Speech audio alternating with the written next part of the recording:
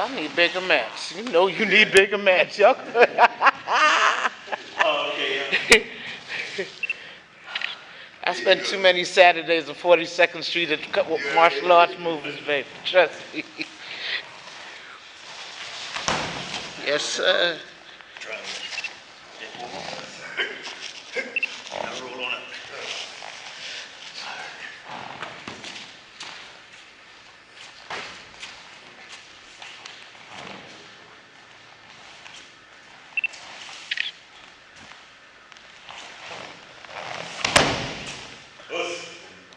Okay. I thought about that, but I didn't know.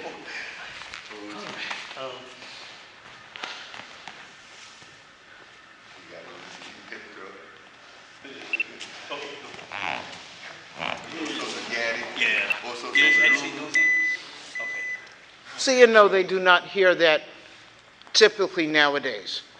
Black men speaking in foreign tongue that actually has to do with something that deals with the entire body and their wellness and their spirit, and not just knock somebody out. What? It's the truth. It is true.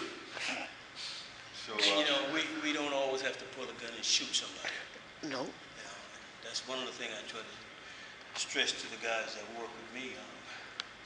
Get away from that. You know, if you're anywhere where these guys got guns, smoking dope, don't let peer pressure hurt you, bother you. Walk away. Sure. And I always did that. We go play basketball, man. 10, 15 guys over in the corner smoking a little marijuana. I'm over here by myself. You know, they say all kind of things about me. Didn't bother me. You know. So what I like in particular about this martial arts as far as the black community, well, I don't know about the other communities, but what I like about it for us in particular is that it generates a form of real confidence. Right. Not egotistical, false confidence, but real confidence. I was talking about it not too long ago. The sense that you can take your time to learn the system, series of blocks, stances, katas, forms, techniques. That's a real accomplishment. Right. You realize within yourself, I took the time and accomplished it. Yeah, it has to build confidence. With the confidence now comes the lack of fear. Because now you study. So if somebody approaches you, you're not scared, just as scared of this guy as he is of you. The anxiety about the guy hurting you might be so overwhelming that you're more than likely to hurt the guy than to walk away from the situation.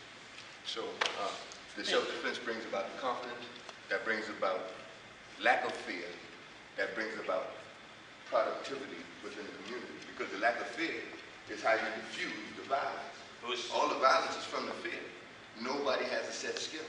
Nobody knows how to properly defend themselves because nobody's been trained.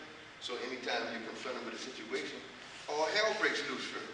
You ready to, because you don't have no training, that guy ain't got no training. So you're going to do all you can to keep him off your back, which leads to violence. However, now that you're training, two guys approach you with a violent situation. Hey man, I don't like how you're looking at me. What you liable to tell him now? I'm sorry, buddy. Hey, you know.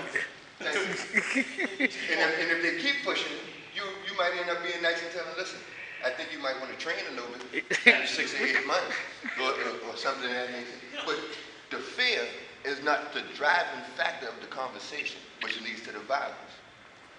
Confidence is the driving factor of the conversation, which diffuses the violence and brings about good citizenship. So now you might have turned a potentially dangerous situation into, now these guys liable to end up training with you. Since they realize now, they ran up on a situation which was unexpected and couldn't cost them more than it did. Now they're each one teach one. Now they might be willing to learn and pass on the same thing, same thing. So this is the confidence. So having sticks. And most African Americans don't know anything about stick fighting. You know, and Sensei McKinney, you know, introduced me to stick fighting maybe 6 months ago. And man, I went on the internet as well and I saw some things. But everywhere I went, the only person that I saw did any stick fighting was Soki Lil John Davis. Yeah. That man is he's outstanding. I told you I had a treat, man. One of his old students came and saw me maybe 2 or 3 Sundays ago, man. Came up from Florida here. Okay. And This brother just came back from the Philippines, which is the origin of black. Yeah, yeah. And he came back with an entire system. He wants to make Charleston a base for the system and pass it on to whoever's willing. And I tell you what, But we got so much to practice and learn. I mean, you can't do it all at one time. The key, the best thing to do is not to try to practice all kind of different systems at the same time, but to try to master one. Then go to another. Try your best to master that. Go to another. Try to master that, so forth. See, you understand, you're the wrong one. As long as I got my camera in front of me, I'm good. I thought it was gonna scare you. No, sir. Did you hear me say 5 brothers and a Jamaican father? Right. Come on now.